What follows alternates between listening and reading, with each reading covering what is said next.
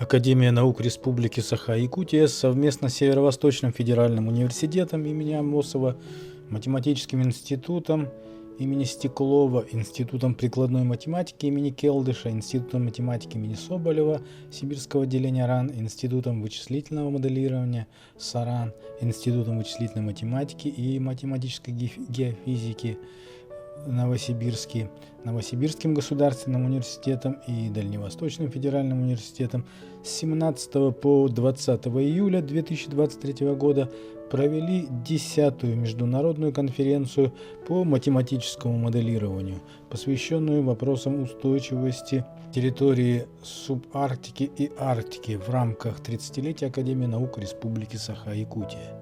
Научная программа раскрылась секциями «Неклассические задачи уравнений математической физики, современные вычислительные методы и технологии», «Математическое моделирование науки и техники» и «Физико-технические проблемы в Арктике и субарктике», посвященной памяти первого президента Академии наук Республики Саха-Якутия Василия Васильевича Филиппова.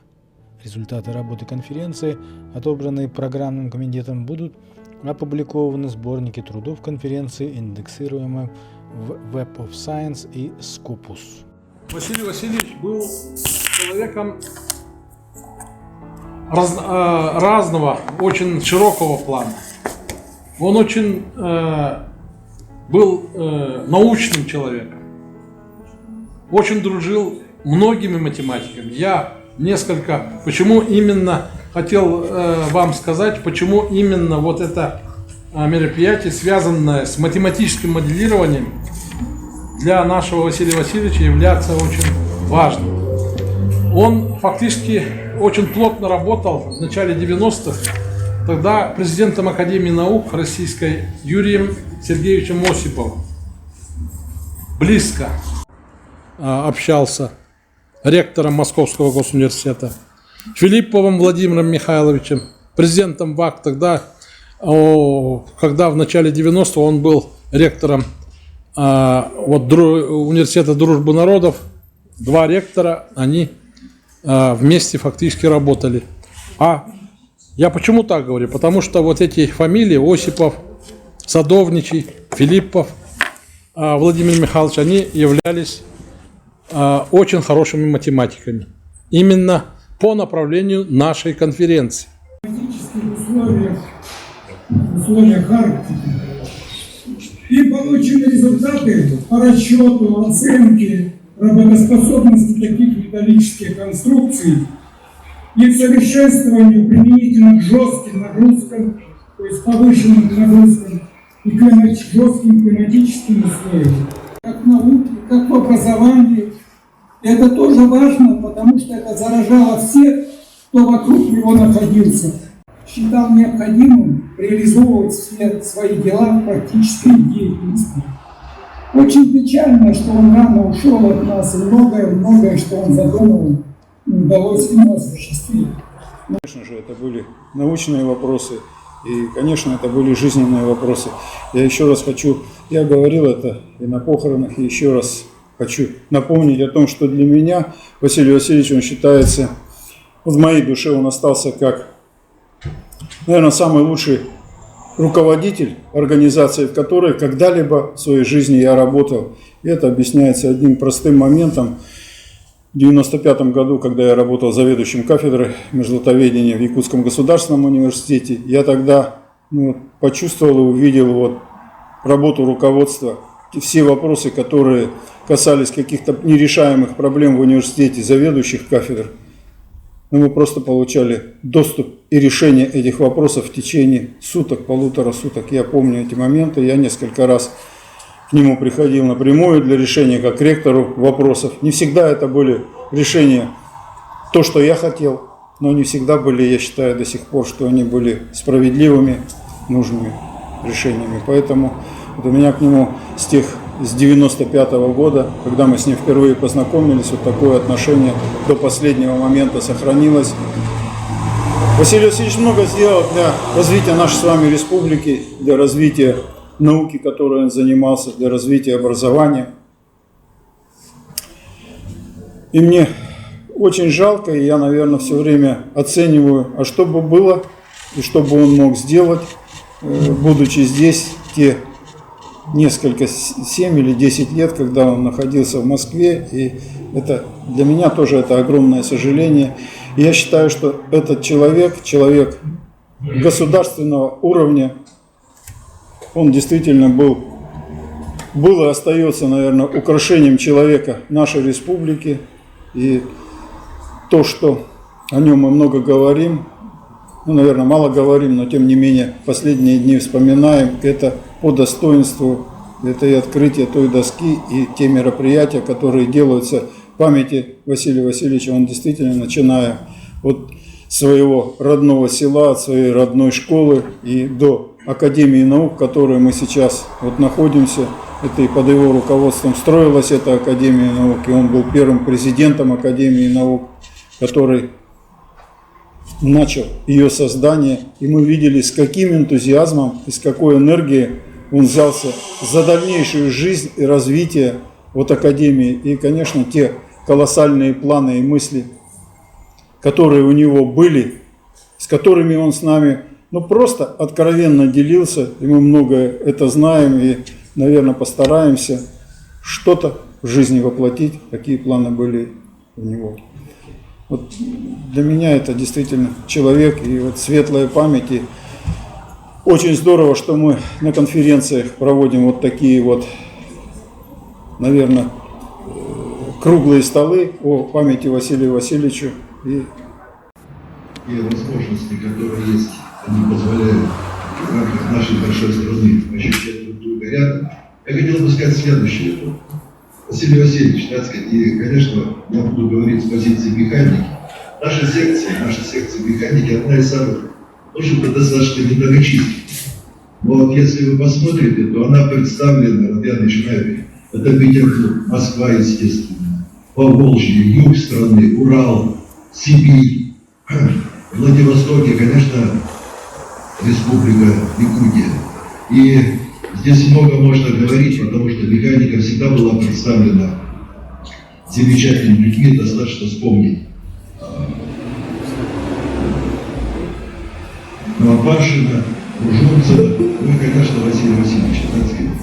И я хотел бы сказать, много, наверное, будет сказано, но я хотел бы сказать об одном его главном результате. Помимо того, что он был замечательным механиком, он был хорошо представлен в нашей секции, ему удалось сделать очень важное дело, когда та Академия наук, Республиканская Академия наук, которая была создана, мне представляется очень важно подчеркнуть одно обстоятельство, что эта Академия была построена по своему принципу работать таким образом, что она являлась естественным дополнением Большой Российской Академии наук. И мне представляется, что, во-первых, в рамках нашей страны, в рамках вообще Большой Академии, это очень важно. И это такой очень существенный результат, Василий Васильевич. Мы, конечно, что говорить, очень жаль, что он реализовал все свои возможности. И очень здорово то, что в рамках таких конференций проводятся круглые столы, потому что память – это, наверное, очень важный фрагмент нашей жизни. И очень хорошо, что вы все это дело реализуете и делаете. Спасибо.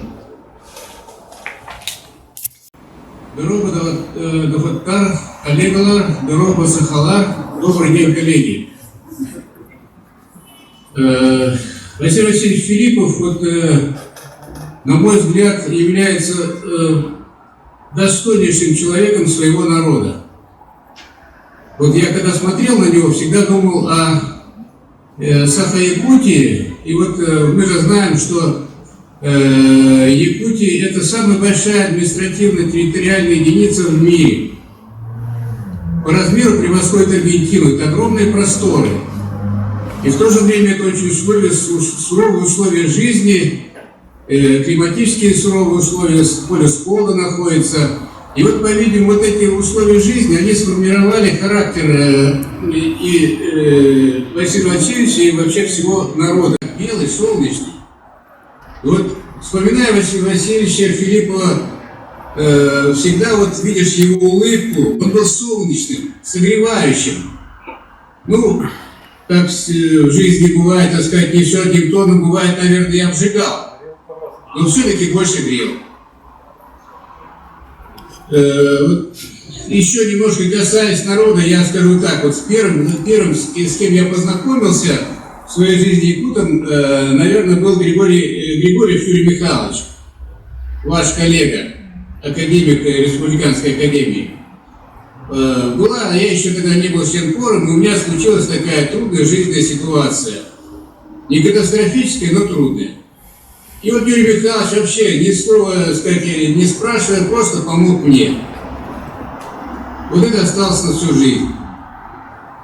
А возвращаясь к Василию Васильевичу и тому, насколько он отражал вот свой достойный народ, и он еще беспрекословно, безоговорочно уважал, любил свой народ.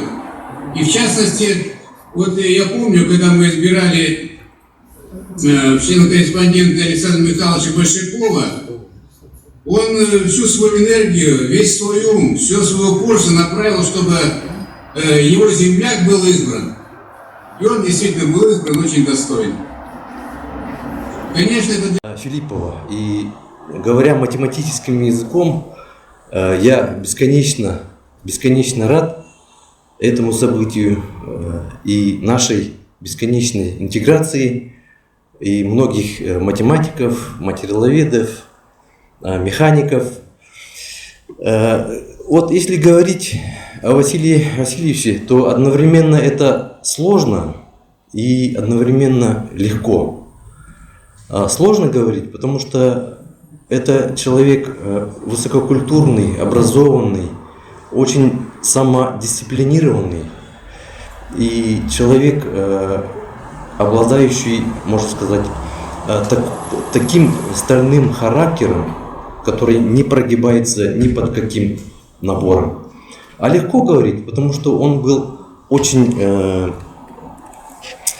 свойский, очень народный человек, мог говорить правду в глаза, мог говорить все, что у него накопило в душе, и одновременно быть очень доступным человеком.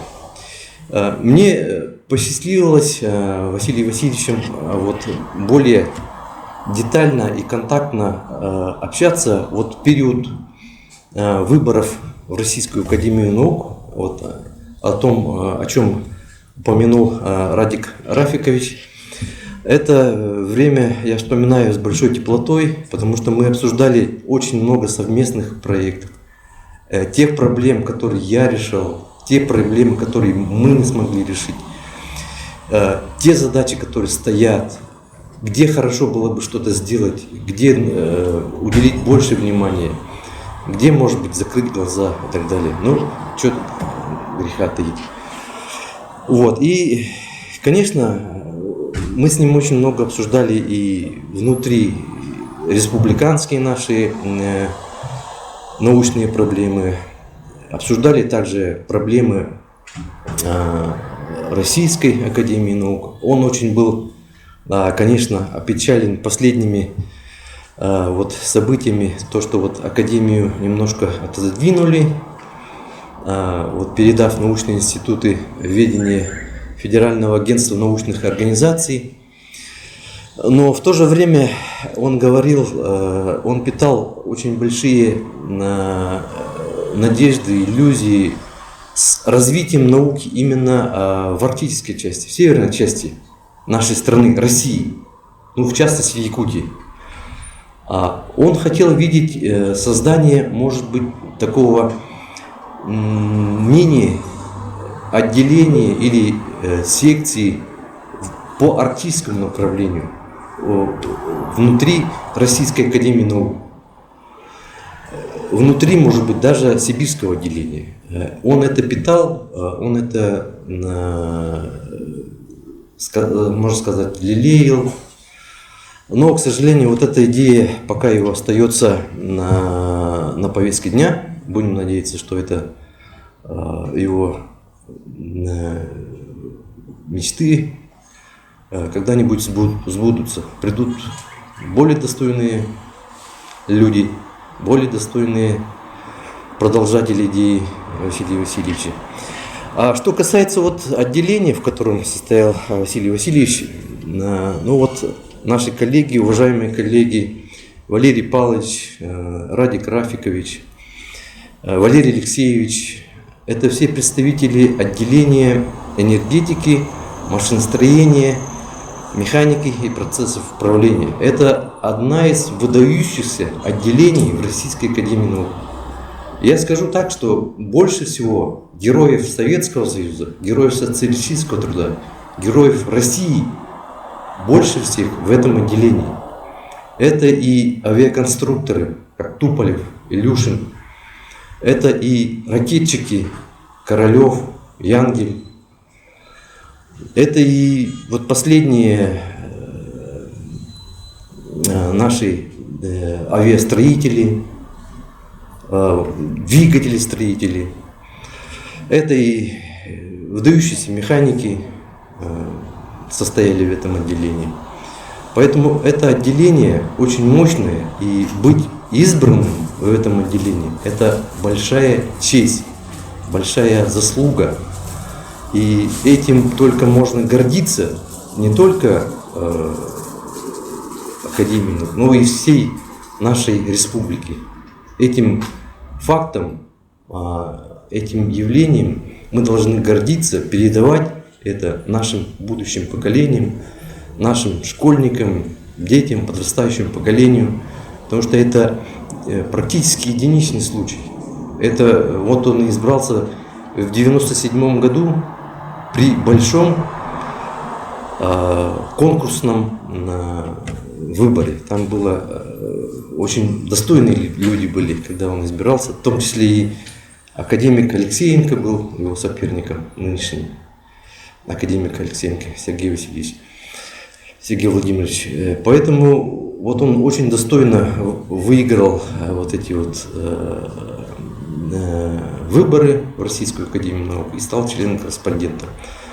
И впоследствии вот в это отделение, в эту же секцию был избран тоже наш земляк, бывший директор Института горного дела Новопашин Михаил Дмитриевич, тоже незабвенный наш механик, прочнист, человек незаурядной энергии, таланта.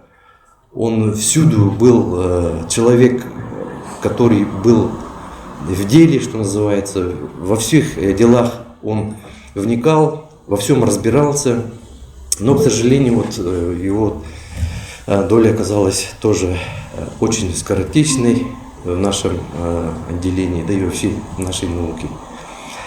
И хочется еще раз поблагодарить вот наших гостей, которые сегодня приехали, несмотря на все трудности и сложности нашего нынешнего периода, нашей нынешней ситуации, приехали, выступили с откровенно очень интересными докладами.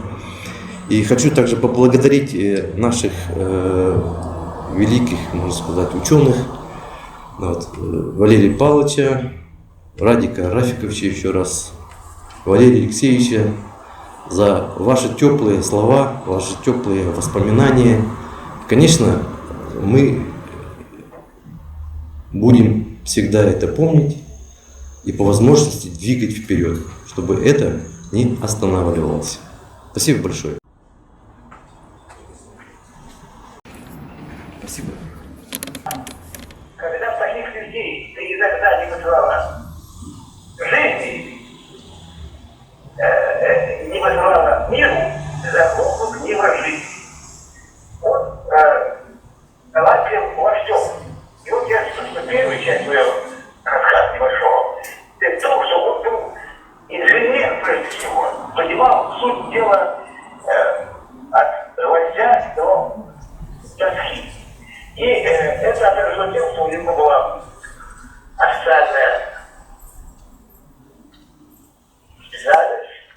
Он окончил Московский инженерно-строительный институт смотреть на официальности промышленное гражданское строительство.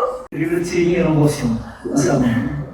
Когда он приехал из Москвы, это после защиты в середине 70-х годов, он перевернул техфак во многом.